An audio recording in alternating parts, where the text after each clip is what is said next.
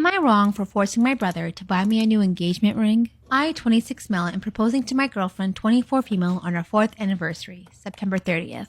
I've been planning this for about a month, and I picked the ring a couple of weeks ago. The one I got was on sale, so I managed to get it at a surprisingly low price. Last weekend, I told my brother, 33 male, about my plans and showed him the ring. He informed me that he was proposing to his girlfriend, 29 female, as well. The next day, my brother came to my apartment while my girlfriend was out.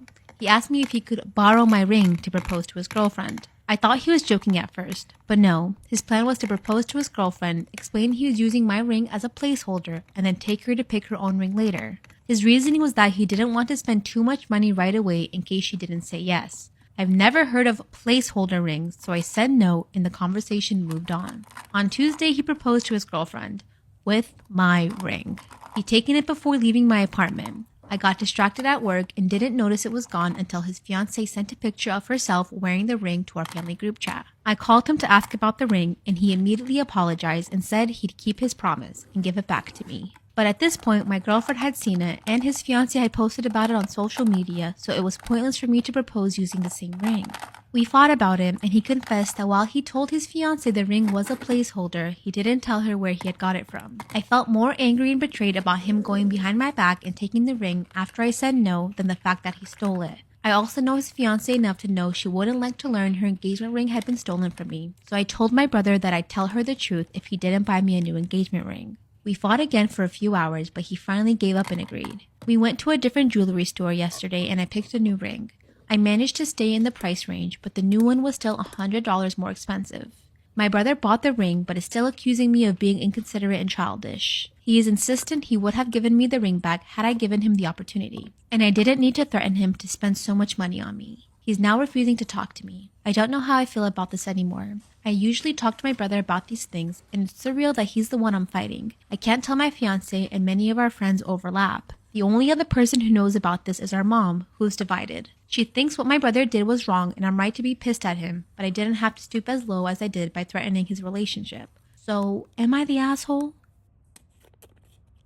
You will only get cheated on by guys who aren't good enough for you. Okay, setting the scene. It's my sophomore year of college. I'm basically living in this frat house, sleeping there, showering there. Downstairs, they had a whole girl's bathroom with, showers and shit. This guy's, my bestie turned boyfriend because it was convenient vibe. It is Sunday night of finals week in college, which if you know, you have to grind that week. It also happened to be his birthday. I took this man to bocce, did all these nice things that night, but I was in a weed out class for biology, which is where they're weeding out the people that aren't actually committed to the bit. So it's the hardest class you will ever take in that entire 4 years. So I told him I couldn't sleep over that night, whatever. I love you so much. Happy birthday. And something weird happened in my kitchen that week.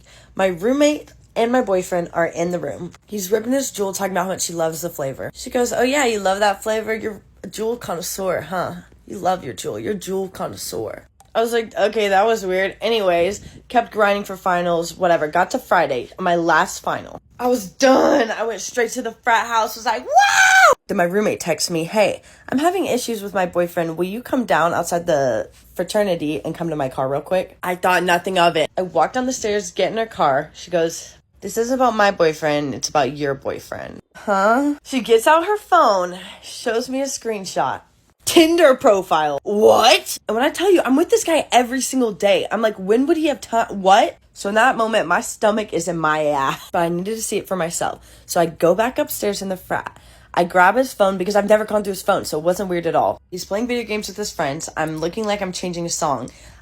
All I do is swipe down. I type in Tinder. Tinder, the app doesn't pull up, but one of his Gmails pop up. So I click on it, and it shows that he had logged in on Tinder that week. I'm like, okay, this is definitely proof, but I want to see. I download Tinder. All I had to do was click and log in with Facebook. Boom! When I tell you, I got out my phone. He's right in front of me with his friend playing video games facing the other way. I got out my phone. I couldn't even look at what I was seeing because I was trembling so hard. I started recording what I saw. I would scroll, click message, record. I would make sure I was videoing all the messages. But at that point in time, I had so much anxiety from that week of tests. I could not read anything without probably having a heart attack. Old me would have gone insane. You know what I did? All I did was look at him, give him his phone, and say, I was way too good for you. You're such a fucking loser. Walk out. He is running behind me. What's going on? What happened? What happened? I'm walking down this long frat hallway, just turn around every time. I am way too good for you. I am way too good for you. Didn't say shit about it. Got in my roommate's car. But the funniest part is that I end up telling him over text, like, yeah, I saw your shit. You're such a weirdo. But I have to come get my things back from the frat. I'm basically living there at that point. So I come with my roommate. Shout out Peyton. We get out with all my stuff and something's tucked under her shirt. When she had made that comment, you're a jewel connoisseur, huh? It's because his Tinder profile was jewel connoisseur. She was messing with him so hard, and she waited to tell me because she knows how real I am about school. It's all I care about. So she let me get through finals week. I got an A on that exam, got an A in that insane class that nobody gets more than a C on. But under her shirt, at the end of all this, pulls it up. It's his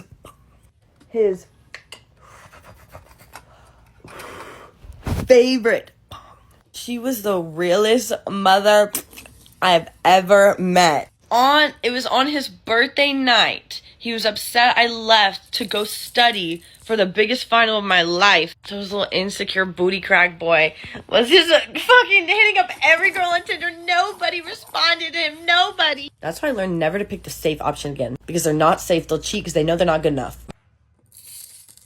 Am I the asshole for telling my fiance my daughter has to be in our wedding? I, 45 male, have a daughter, P, from a previous relationship. I divorced my ex-wife on good terms and we share 50-50 custody of P. She is now 11. After I divorced my ex-wife, I met my now fiance, S. S and my daughter get along very well. After 5 years in my relationship with S, I proposed. S was super excited and wanted to start planning right away. She looked at venues and started asking her friends to be her bridesmaids. She then told me she wanted her niece to be a flower girl, which I had no problem with, but I said I also wanted P to be a flower girl. S looked at me funny and then said that she didn't think P would fit the part. I got angry and told S that my daughter would be in our wedding. S started to become upset and said that the girls in the wedding were up to her and P wouldn't be one of them. I told S that if P wasn't in the wedding, there might not be a wedding. Good for I him. stormed out and took P to get ice cream. P knows we are getting married and told me she thinks that she will look pretty in whatever dress S decides she should wear. And this broke my heart. I decided to text S. I told her I would be staying at a friend's to think this over. My mother-in-law texted me saying that I'm overreacting and that my daughter doesn't have to be in my wedding. And I was an ass for saying that I would cancel. So did I take it too far saying I will cancel? Am I overreacting or just being a good dad? Dear Reddit, thanks everyone for all the kind words and suggestions. To answer a few questions, my daughter is not disabled, chubby, or having an awkward phase. I did ask if P could be a groomsman. S immediately shot me down. S is 39. She is the same race as my daughter. This is her first marriage. I tried to answer as many comments as possible. I came home to talk to S today. When I pulled in our driveway, my mother-in-law was there sitting in her car. I got out and went inside trying to avoid talking to mother-in-law. S was sitting at the kitchen table and I joined her. She sat in silence, so I asked the first question. Why does P not fit the part? And why don't you want her in the wedding at all? Her answer full on shocked me. She quietly said, I was hoping that after the wedding, you could become a holiday visit only dad. I didn't want her in the wedding, so she wouldn't be in the photos around the house since she wasn't going to be around much. I kept my cool, calmly took her hand and pulled my engagement ring off. Her eyes started to tear up and she said we shouldn't end the marriage over this and that she can change. I told her the damage was already done. I told her I wanted her things moved out by the next week and that she could come get them when my daughter wasn't home. The house is in my name and I paid for it. I was allowing her to get her furniture that she paid for. She stormed out and mother-in-law came knocking on the door saying I was being unreasonable. I couldn't imagine only seeing my daughter 3 or 4 times a year. The fact that S wanted me to give up part of my custody blew me away. I'm sitting on my couch just in shock. Our honeymoon was supposed to be in Hawaii. Looks like me and P will be going instead. I will update again if anything happens. People are so surprised that I had a sugar daddy. Even my parents. Sorry, mom and dad. This is the story about how I had a sugar daddy. It all began my freshman year of college. Technically straight out of high school over the summer. So I went to a really expensive college and I was fucking broke. How was I going to afford this? I was living paycheck to paycheck. I had no money at all. I don't exactly come from money, so it's not like I can just ask for money, you know what I mean? So I end up joining this Facebook group for the university. And, I posted in the group to introduce myself to everybody. I very quickly get a Facebook message from a guy. Like I said, I was about to be a freshman at the university, and this guy was a junior. And the conversation seems really normal. We're just getting to know each other. We're going to be going to the same college. just friends. He didn't live that far from me, so he actually asked me if I wanted to meet. Not a date, just like meet and get to know each other. Not a date. He ends up taking me to the zoo and to an Italian restaurant. We have a great time. We actually very quickly become close friends. I never thought anything weird of it at all. You do start to wonder though, you're like, why the hell did he message me on Facebook in the first place? There's so many people in that Facebook group, like, why am I being singled out right now? Fast forward a couple months. Become closer and closer. We hang out all the time. We study together, but we're just friends. I feel like I need to provide this context. So to men, I find that I'm pretty intimidating in the sense that like I'm really hardworking. I have this insane work ethic. I'm like Roxanne from the Ultimatum. So he starts to kind of get a little submissive toward this. Does this make it sense? He starts to become like submissive. Like, I'll do whatever you want. You can boss me around. I like when you show a little aggression. Like, when he gets comfortable enough, he finally says, "Will you dominate me?" The fuck does that mean? No. What do you mean, bro? Damn well he's not saying this to my face. He's like Snapchat messaging me it. My thing is, I'm not into this guy. Like, I don't have feelings for him. And this is all very unusual. I'm aware of that. He gets turned on by the fact that I tell him no. Essentially, this guy likes to be belittled. Poor guy. I don't know. And then one day, all of a sudden, I see someone sent me money. I asked him why. He's like, if you're mean to me, if you belittle me, I will give you whatever you want. Okay, seems fine. I think when you're broke, when you have nothing, and you're trying to get by, and the opportunity presents itself, all you gotta do is belittle me, and I'll send you money.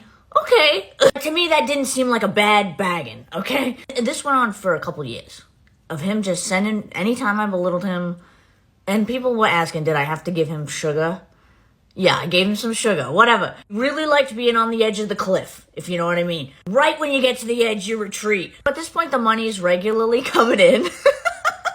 And the meaner I was, the more desperate I made him, the more money he would send. So I was really fucking mean. He loved it. Like, he was eating this shit up. And then it turned into him actually wanting to buy me physical items. And the weird thing about this is he's a wicked normal dude. Wicked normal dude with just this as a side hobby. Like, he was wicked popular at the university. Everybody knew him. And he had to be in the state of mind. Does that mean, like, I can't just, like, ask him for money. Like, hey, can I have $50 for gas? Nope. He had to be in the state of mind, and I had to, you know, dominate him. It was weird. Anyways, so then he starts buying me physical items. The Apple Watch, the Sephora gift cards, the groceries, the lingerie, the car interior. Like, so much shit, and I'm on top of the fucking world. You know, like, I'm doing great in school. I got a sugar daddy. I got my friends. I'm on cloud nine. And yes, my friends knew about it. They're probably watching this video laughing. It's weird because we were really close friends. And all he wanted was someone to dominate him so he could send them money and buy them shit. And when we weren't doing that, we were just friends. And it was like really a weird dynamic.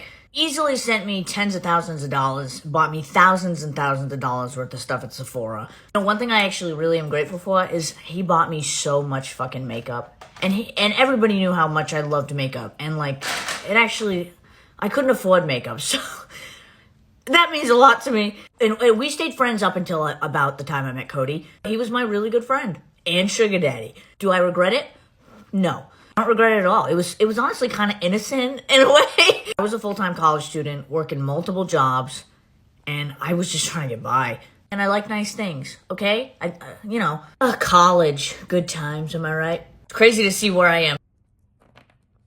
These are all the different things my friends did to me that were so bad, I ended the friendship. Y'all are always like, Lauren, how do you find these people? And let's just say nice guys finish last. Y'all want to talk about doormat? I was a damn airplane landing strip. Okay, let's start off strong. This girl quite literally watched my boyfriend get into a car accident. Like, she was behind him. Not only did she think I was in the car and still drove away. After she drove away, she then proceeded to text her entire contact list telling them to spam understand me because I just got in an accident. So I was quite literally sitting there with my boyfriend in an ambulance getting my phone blown up by people I literally don't like. For obvious reasons, I don't want to be friends with anyone who will watch my boyfriend get into a car accident and drive away. Wait, no, because saying that back, she watched my boyfriend almost die and then turned into like Lightning McQueen, like...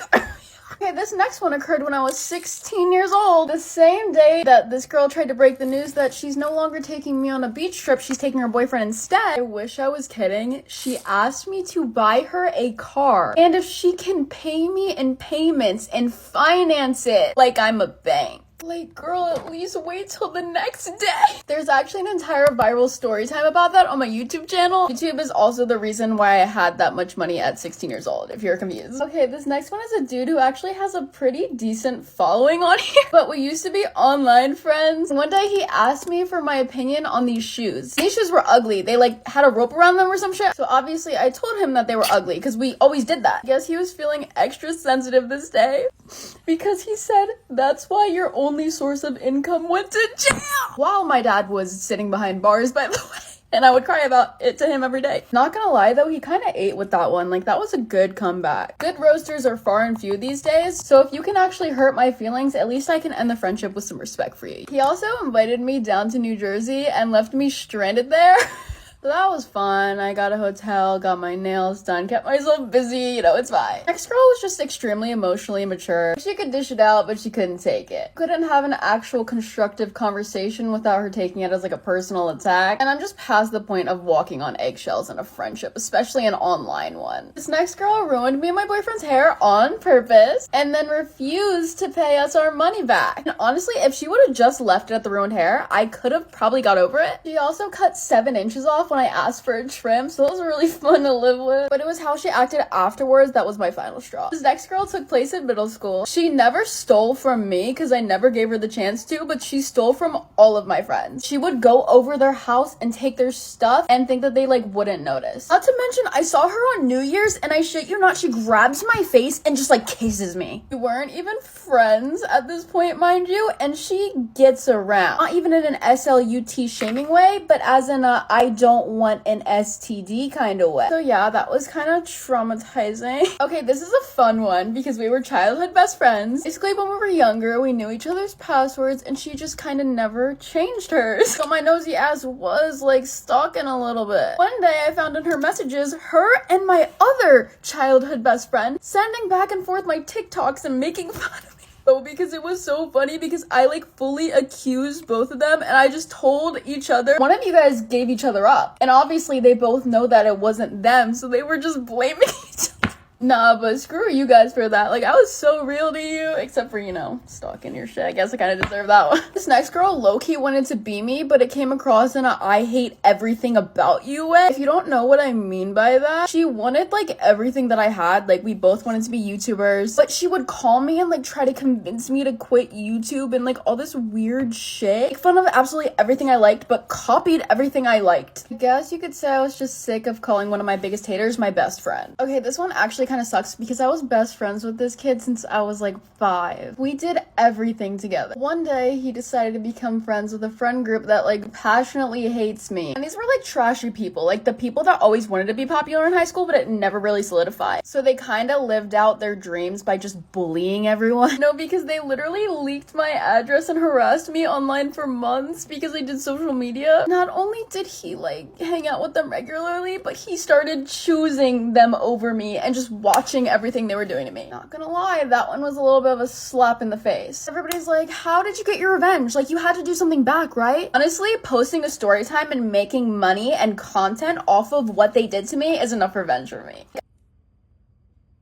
Today's my boyfriend and I's 6-year anniversary. Still can't believe those words are coming out of my mouth. So let's walk through 6 things this man has done that made me realize, oh, this is the one. One of my favorite movies when I was younger was High School Musical. So when we first started dating and you know, you're talking about your favorite movies, I had told him that, and I specifically talked about the fact that when Troy gave Gabriella that necklace with his initial on it, young me had that imprinted in her mind. And I literally never brought that up again. Fast forward like 2 years later for one of my birthdays, one of my gifts is this. And for Michael, next up, my first language is Haitian Creole. My mom only speaks Creole, and up until May, she was living in Haiti. And this man, you guys, wanted me to teach him a little bit of Creole so he could properly introduce himself to her when I could have just translated for him. I did a story time on this, but I didn't introduce him to my family for a good 3 years. Just growing up in an immigrant family and having a boyfriend at a young age things. Not once in those almost 3 years did this man ever pressure me to do it, and when I was ready, he came running, flip-flops on, half asleep, ready to meet them. This one is definitely a more general one, but the thing is that, like, even when we fight, you guys, he's still in love with me. Like, he never calls me out my name,